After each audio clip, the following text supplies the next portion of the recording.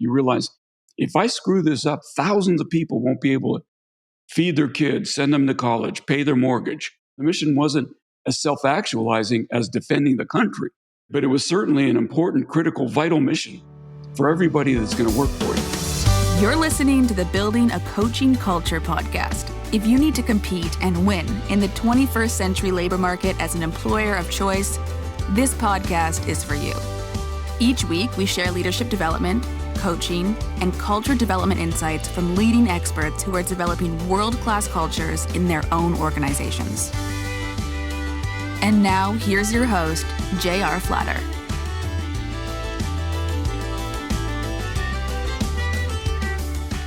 Hey, welcome back, everybody. It's J.R. Flatter. As always, I'm here with my co-host, Lucas. Morning. He's our millennial voice in this podcast. And we have the honor of having a distinguished guest today, Mr. William Toti, or Captain Toti, as you might informally call. Just a reminder of who our audience is. Leaders of complex organizations that are trying to compete and succeed in the 21st century hyper-competitive labor market. And it's our assessment that that's not going anywhere. It's going to be hyper-competitive, and it's global, freelance, all those things. So this is the opportunity for you to talk about yourself and the great work that you're doing. So I'll toss it over to you. And for one of the few times in your life, I'd ask you to brag about yourself. Well, thank you, John. I got to tell you that never comfortable doing that. One of the hallmarks of leadership needs to be not making it about yourself, but making it about those on your team. And after you've been beating that down for decades, it's kind of hard to start doing it again. But I understand that there's a need to establish credibility and have the listeners understand why they should listen to me. And so I've had to do that a little bit more than I'm comfortable with, and I'll do it today. But I spent 26 years on active duty in the U.S. Navy. I was an operator guy, not an acquisition guy, although I danced around the acquisition world a lot, which gave me more of a belief that I understood industry than I should have had, right? So it was a false belief that I understood how industry works. By being around them while I was on active duty, I did 3 tours in the Pentagon, total of 9 years, we're overseeing companies and things like that. And then when I made the transition to industry in 2006, I took all of the same military training, what was called in the day, transition assistance program courses and other similar courses in order to try to understand what my life on the other side of the uniform would be like. And again, that further reinforced these notions that I had all the skills I needed, all the ability, all the training, everything I needed to succeed in industry. And what I learned when I actually made the transition, despite being an 06 fairly senior active duty officer, is that many of the skills that I had were not appropriate for industry. So that was problem number one. Even my leadership skills, I joke with my active duty colleagues that leading is hard, but it's even harder when you're leading people who can actually quit. And so, I had to recalibrate myself. Fortunately, I kind of understood that I was new to this new world. I was no longer the 06. I was now an 01 equivalent in this new world. There were 20-something-year-olds who knew way more than I did when I entered it in my mid-40s.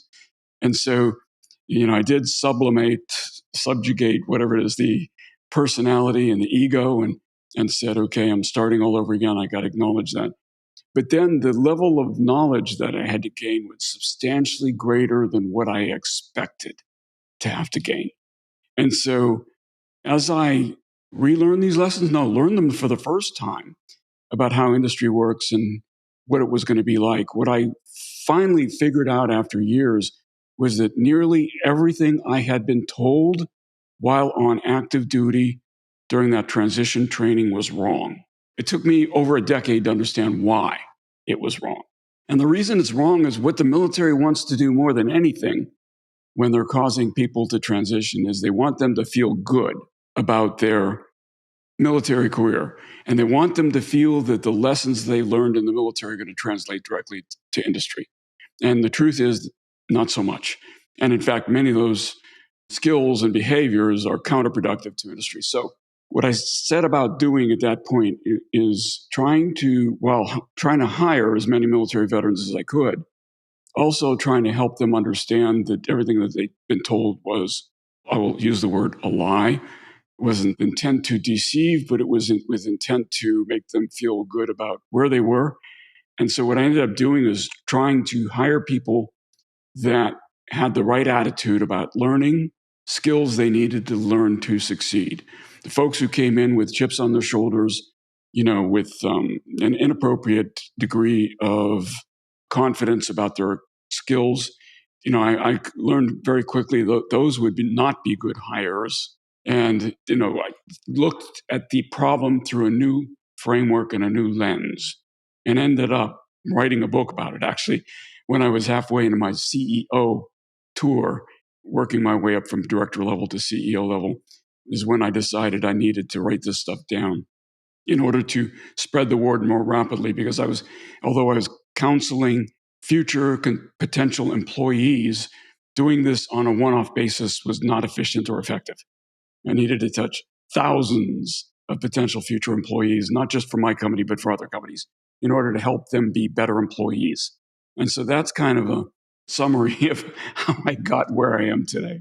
No, that's good stuff. And Lucas, remind me, we have to get Bill to come and talk to us again offline, because we do GeoTap, actually, General Officer Transition Assistance. So it'd be great to have you look at that curriculum and see where we might make some improvements. Yeah, I actually have a section in my book for general officers. So the demographic in particular, there's a great book called What Got You Here Won't Get You There.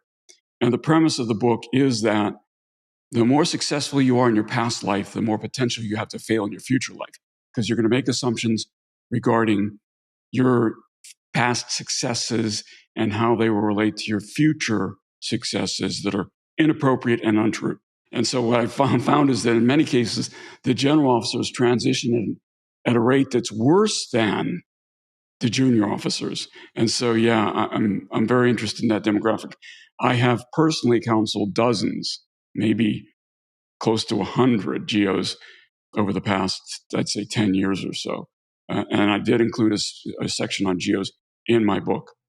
Talk to us a little bit about that book, because Lucas and I work in this labor market. We work with a lot of veterans, and it seems like every dog and his brother's got the perfect answer for the transitioning veteran. So talk to us about how you look at it. And so you've reminded me, I've been meritoriously demoted twice. I was meritoriously demoted from staff sergeant to second lieutenant, and then again from major to CEO of a one-person company. So yeah, I've lived the life you're describing. So talk to us about that a little bit, if you don't mind. There's a lot that people come into industry with that sets them back rather than helps them leap forward. And the ones that recognize that and acknowledge that early on in their careers are going to do quite well. In fact, I tell my never served industry friends, you're never going to have, as long as you invest what you need to invest to make the veteran employee successful, they will be your best employees. Please understand that to begin. Higher potential for success. Once they learn how to adjust to leadership techniques, better leaders, great strategic outlook, great work ethic.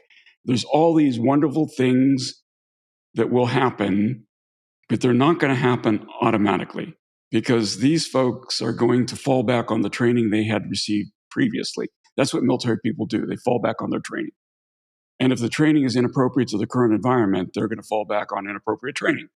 And you have skin in the game. You're spending money on these new employees. It is in your vested interest to make sure they succeed well. In fact, when I first recognized there was a defect between, I call it an impedance mismatch in the book, between what the veterans expect from their new employer and what the employers expect from their new veteran employees. When I first understood that, the first channel I tried to work to correct this imbalance or this mismatch was the military services themselves. I went to the offices that own the transition training to try to help them understand that the training that they're provided is inappropriate and ineffective. They didn't care. I'm going to be brutally honest here. They were not incentivized to help veterans succeed. They were incentivized to pump veterans through the pipeline. That was what they were incentivized to do. They didn't even have a mechanism by which they could measure the degree to which veterans were succeeding in their 2-3 years down the road. They had no idea, and they frankly didn't care. So hit that brick wall. Then I decided to work with the nonprofits, the ones that purport to train veterans for their work in industry. And the problem I found there was they have the right motivation, they have the right desire, they want to do well, but most of the people working in the offices responsible for veteran transition training went straight from active duty into those nonprofits. In other words, never worked a day in their life in a for-profit company. The vast majority of veterans will find themselves in. So they also became the blind leading the blind, just like the military services were the blind leading the blind. They didn't know how wrong some of their advice was. So I continue to work with some of those organizations to try to help them correct the message. But much of my theme is tough love to those transitioning veterans. I'm telling you, you're going to be misled by the services, by these organizations that tell you how wonderful your military experience is going to be in your future life. You're going to be misled. And here's the truth. The truth is it can be wonderful if you start adjusting the way you use it and modifying the skills. But if it's not, it's going to be a train wreck. Over 50% of veterans who join industry leave their first job within 2 years. If the system was working, that would not be a fact. The system is clearly not working. And so that's the kind of corrective advice I'm trying to give. And again, nonprofits like MOA call me the tough love guy because I tell it the way it is, right? Learn early and you will not fail late. And that's the kind of message I'm trying to convey. But it's with everything from how you write your resume. You'd be surprised at how many veteran written resumes result in business executives laughing, to how you interview, to your compensation expectations, to how you do your negotiation, to how you adapt to the future company's culture, to what the company measures itself on, what performance really means when you're in industry, to your role in it. Everything from soup to nuts in one book. It was quite a challenge. So earlier we kind of mentioned the importance of, lifetime learning and, having that attitude of growth. So when you're kind of transitioning from one organization to another, you have that extrinsic motivation, like, oh, maybe your school, your college, or your university, or the military is telling you, get this training and learn this. So when you transition, do you have any advice for people to kind of have that motivation to learn be more intrinsic? Like, how do you keep that alive after you leave an organization? Well, the first thing I tell them is be very, very careful who you listen to, who you get advice from. In schools will tell you need to go to get an MBA or a business degree of some sort. Schools are incentivized to sell education, right? They're not incentivized to make you successful. And in most cases, I've hired dozens, maybe 100 MBAs over the course of my 16 years in industry. And in most cases, what they learn in their MBA training or their business degree training isn't the way the company does it. So the first bit of advice I give is you've already spent enough of your life outside of industry. Don't waste any more years. Get in there because you're competing with people that have been in industry from their 20s. And whatever age, whether you did 4 years in the military or 30 years in the military, you're entering industry way later in terms of age than your peers. So the more you delay that transition into an actual job, the further behind you are. So that was the first bit of advice I give to folks, is get in there, learn how the company does business, and start adapting. The second thing is the notion that you can double your pay in a day when you transition to industry can be true if you're motivated by the coin, right? It can be true, but only if you succeed. So that needs to be an intrinsic self-motivating factor too, because the money in industry can be much better than the money, not always, by the way, not always. It depends on what you did in the military. But assuming that you want to get into leadership and management and things like that, It can be better. So if you're motivated by the coin, let that be the self-motivating factor. But only if you pay attention to the lessons that I try to present and take that step off into your next life. The third thing is the stability is wonderful, right? So I did 7 deployments during my active duty career. Missed many Christmases, missed many birthdays and things like that. In industry, if stability is what you're looking for, you can find it, but not if you're jumping around from job to job every couple of years, as tends to be the trend nowadays. I tell folks that when you got to get your mind right, when you take that first job, think that you're going to be there for at least 5 years. That does 2 things for you. First, it kind of tries to override the PCS-itis that we develop on active duty, where after 2 or 3 years, we start itching for that next assignment, right? That can be very destructive, and that's not a good thing when you're in industry. And the second thing it does is it gets your company to understand that this guy or gal seems to be in it for the long term. Why do you want the company to believe that? Because they're not going to invest in you if they think you're a butterfly and you're going to be jumping off after 18 months or 2 years. You want to join a company that's willing to invest in you. And the only way they're going to be willing to invest in you if they see a return on their investment in you. And so those are the kinds of things I try to tell people that they have to think about as they make that first transition. So I'm an employer. We're an employer. Lucas and I have a company. It's kind of frightening to say I've been retired as long as I was on active duty this year. Crazy. What do you tell me as an employer as I'm trying to do the right thing and hire these transitioning veterans who have served their country? What can I do to increase my success? You understand that they're not going to come to you knowing what they need to know.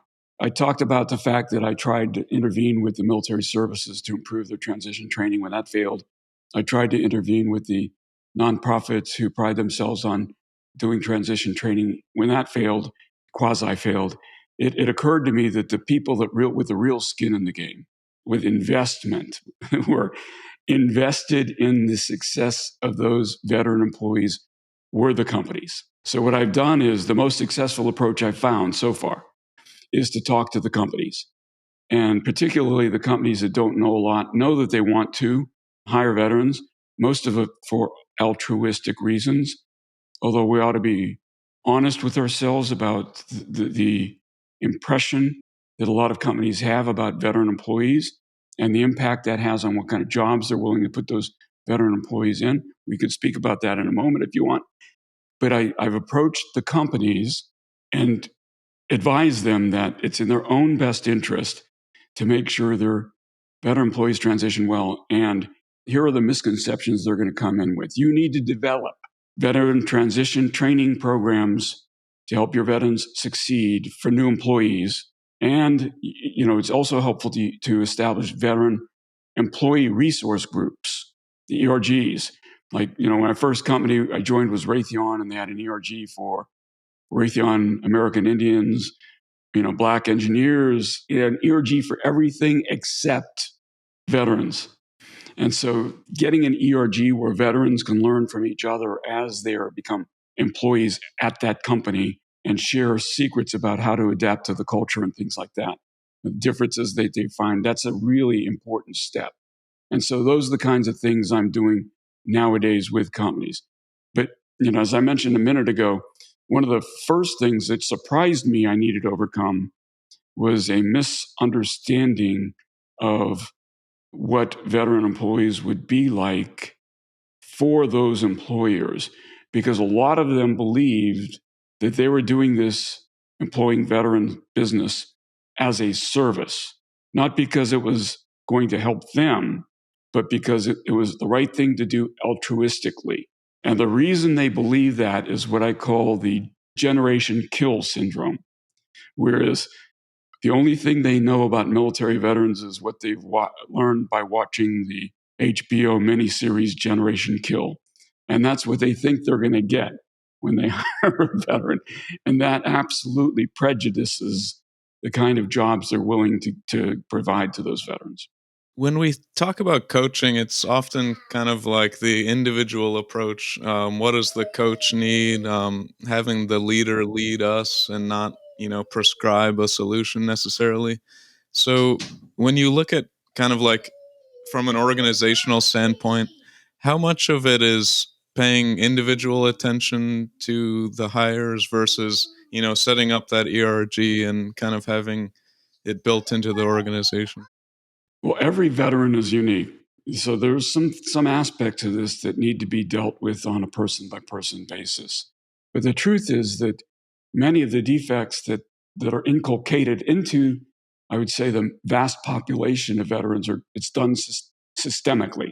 They are structural defects. The way we learn to lead, the way we learn to learn, the way we go about solving problems. Many of these are perfectly, I would say, fine tuned to an operational environment that doesn't exist, oftentimes doesn't exist in industry, sometimes does. By the way, in one of my industry jobs, I had to deal with an active shooter situation. And I talk about that in the book as well. That absolutely demanded these operational skills that I learned on active duty. So you can't filter everything out. But in the vast majority of cases, your theme of the podcast is coaching, right?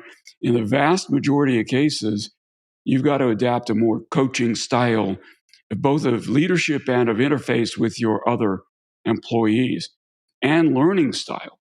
And, in many cases, for example, I joke about the fact that when I joined my first company, I've already mentioned, was Raytheon. They said, Bill, we think you would benefit from taking part in our leadership development program. Imagine I was a mid-40s served brigade commander in Navy language. It was ship squadron commander, Commodore, right? Served Commodore. And here's a 32-year-old HR person telling me that I could benefit from leadership development training.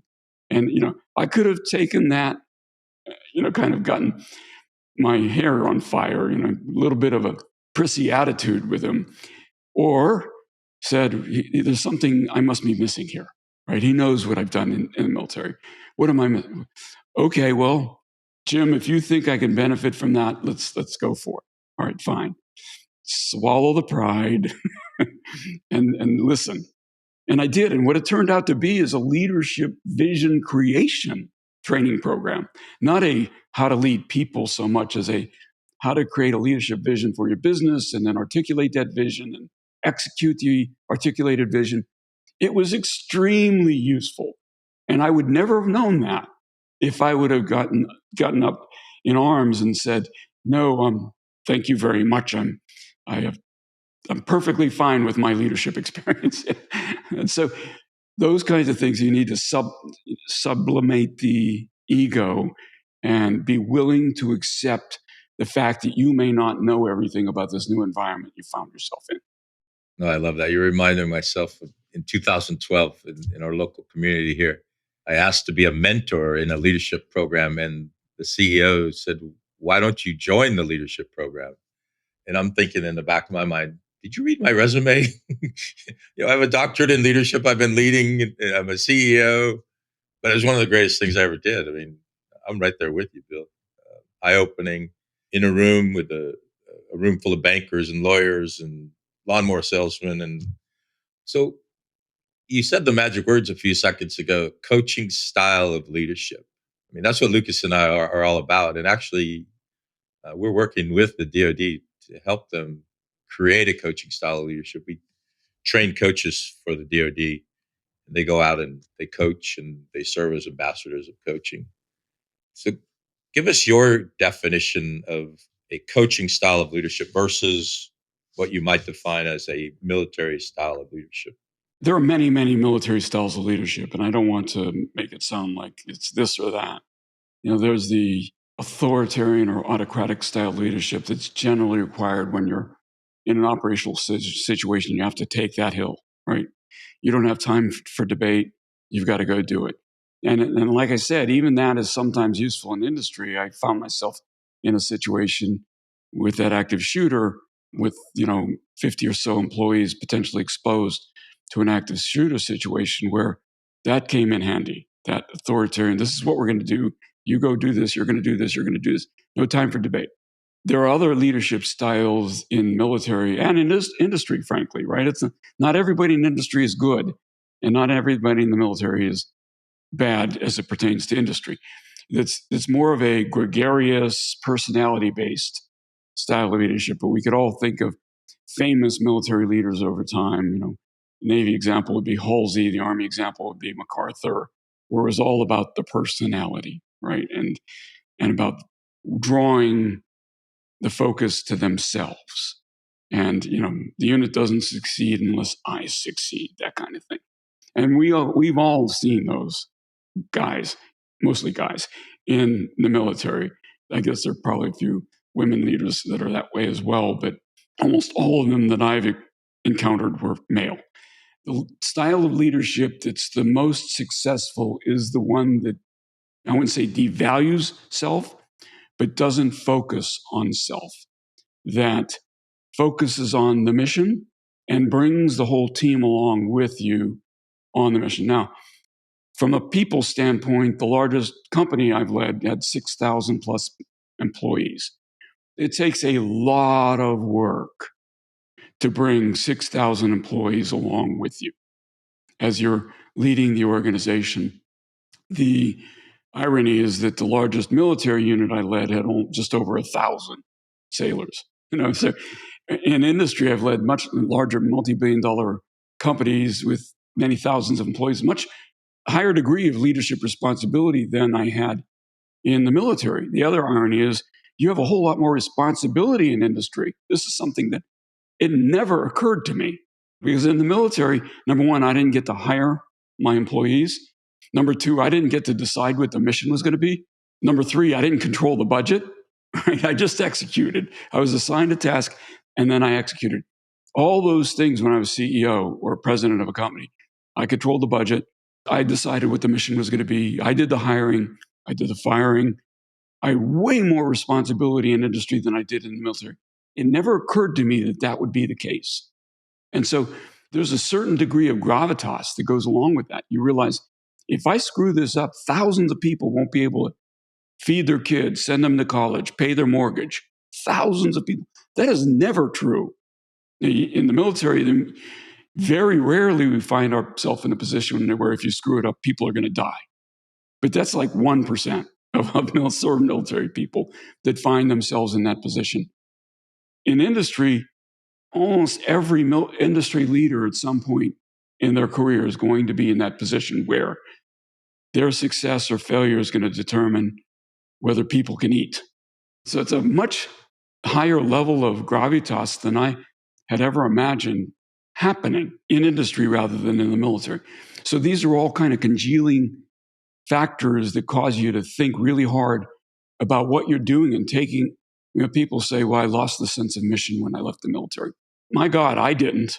It was a different mission, but I didn't lose the sense of mission. The mission wasn't as self-actualizing as defending the country, but it was certainly an important, critical, vital mission for everybody that's going to work for you. Yeah, I'm glad you said that, because I know my own story, and I know a lot of the veterans that work with us. Getting your head around that idea that revenue has to exceed expense, whereas you've lived your entire adult life. If I don't execute my full budget, I'm fired. Or I'm going to lose the money. Yeah, exactly. So as I transitioned out of the CEO chair 7 or 8 years ago into the chairman role and put a new CEO in the chair, it took me about 18 months to really come to the idea that it is noble. What you just described is noble. Creating jobs for people. And in order to do that, revenue has to exceed expense. And be happy and comfortable with that. In the book, I talk about the movie Wall Street, where there's that famous line, greed is good. And I say that was a Oliver Stone typical making a statement kind of speech. But the point is, profit is good, right? Maybe greed isn't good, but profit is good. So you could thumb your nose at it all you want and belittle the notion, but it's what drives the economy. It's what drives the global, capital markets. And it's critical. You will not succeed if revenue doesn't exceed expense, as you say. And by the way, I have a chapter on what that means in the book for people who are new to this whole notion. And, what is profit? What's the difference between profit and cash, for example? And why are both important? And so these are the kinds of things that when I was transitioning, there were two courses. There was one for senior military leaders that was separate from the General Transition Assistance Program. The one for senior military leaders was taught by a contractor who had been teaching this course for decades and really didn't know a thing about what he was talking about. But he tried to pretend that he was going to train us on what profit and loss was all about. And by the way, in 2 days, we were going to learn everything we needed to know about profit and loss so we would understand industry. And it was horrible. And I say this all the time. It's a wonder I survived with all of the bad training that I got. And same thing for the 200,000 military veterans who transition every year. It's a wonder any of us survive with the horrible training that the military gives you as we're leaving. I'm curious, just because this is on the brain. We're all three fathers. Talk about a job that you're not ready to transition to with incredible responsibility as raising a human being.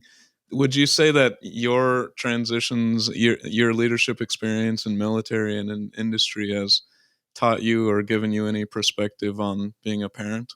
Well, I was a parent before I was a senior military leader, so maybe the opposite actually happened. I learned a lot by being a parent that I leveraged as a senior military leader before I joined industry. Both of them are gut-wrenching experiences, aren't they? Where you say, if I screw this up, it has potentially decades-long consequences. Screw up this person's life and the life of anybody who follows this person. And so, yeah, you take them seriously. And being a parent needs to be your primary responsibility. And now we say that. And then when it's time to go off and go on deployment, we go off and go on deployment, right? And so are we being honest with ourselves when we say that nothing is more important than being a parent? Because we all had the option to do something different at every point in our military career. And we didn't. We elected to stay in the military for whatever reason, personal or because you really believed in the mission, as I did, right? And so you had to make sacrifices. Your family had to make sacrifices. In many cases, they're making more sacrifices than we did. And so that's true when you're a leader as well, whether it's a leader in the military or a leader in industry. You're going to make personal sacrifices. If you aren't willing to make personal sacrifices to make your company or your organization better, then you're not going to do well as a leader. And so, yeah, that understanding the need to make those sacrifices is very important in your transition, in your journey, whether you're a parent, a military person, or an industry leader. Thank you. That's vulnerability that, it's good to hear from a military leader like that. Thank you. So I remember flying back from Bahrain, sitting next to the vice admiral who was running Military SEALs Command. His advice to his admirals was, be kind to your commanders because you're going to be working for them very soon. So as I mentor and work with veterans who ask, when should I get out? When should I start preparing? For me, I think there's two paths, and I'd be really interested to hear your thoughts. I tell them, are you going to get out to make beer money and fish? Or are you going to get out to launch an aggressive second career? And this is for careerists, not necessarily first termers. What are your thoughts on when is the right time to get out? I have a big part of an entire chapter on that very question, because there's pros and cons to both. So first of all, I never intended to make the military career. It was one of those, in fact, I'll say I lied to my wife. When I proposed to her, I told her I was going to get out.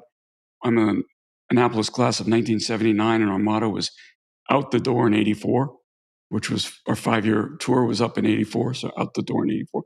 And we got married in 83, and I said I was going to get out in 84. And then the Navy dangled a very enticing next assignment to me. Well, I'll just stay in for this one. I'll stay in for this one. I'll stay in for this one. It kept happening that way. And before I knew it, I was approaching 20. And then it was like, holy cow, I think I'm really liking this. And so the rest of it to 26, I stayed in, not because they kept dangling great, although they did keep dangling great assignments. At that point, I was committed. The first point you made about, someday you're going to be working for the person that's working for you now. The first time I ever had that notion was when I was Commodore of a submarine squadron. And on 05, at the time, was a gentleman by the name of John Richardson. So he was junior to me. I was in 06, he was in 05. But this guy was so impressive, I knew that if I'd stayed in the Navy long enough, I'd be working for him. But again, he's probably 42-ish, and I'm 45 or 46 at this time. And sure enough, he went on to become CNO. So, it's very obvious with some people that if you stay in long enough, you're going to be working for them. That what I tell people in industry, that person can be 30 years old, unlike the military, right? So your boss, the guy who's working for you today, who's 30 years old, could become your boss tomorrow. This is one of the wonderful things about being in industry, is that when you're ready, and people will put you in a job regardless of age. You don't have to wait for your lineal number sequence to come up. You don't have to wait for Senate confirmation. If there's an opening and they think you're the best candidate, they're putting you in the job. So it's way more true in industry than it was in the military. But the age to get out, when I was approaching, as I said, my mid-40s, I started thinking, look, do I want a viable second career, or do I want to go for this flag thing, general officer thing? Because it occurred to me that a viable second career takes something like 20 years, particularly if you want to reach what we call those peak earning years. It takes years to get to that point where you are at your peak earning years. And I said, if I get out industry is not allowed to talk about age, but let's be realistic here. If I have less than 20 years of what's called runway in my next career, the chances that I will advance to the level that I'm hoping to advance is going to be diminished for every year I wait to make that transition. And so I made the decision to jump at that, mid-40s point.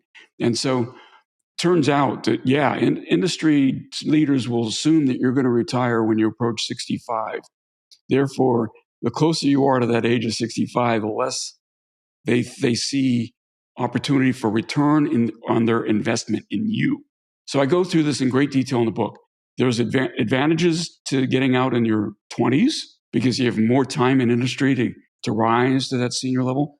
But for every guy that I saw who served on active duty for one tour, got out and rose to a senior level, I see thousands of guys and gals who got out after one tour. 30 years later, they're essentially in the same job. They went nowhere, right? So the fact that you get out younger does not mean you're going to ascend to that level that you're hoping to ascend. Advantages of being more senior, particularly if you go into the defense industry, is that they see that you have more insight into where the defense world is going. Even if you're not going into the defense industry, there's still people who think that you're going to have a head start on leadership because you've been a senior military leader. Civilian companies. The first job offer I had was to run a horse racetrack.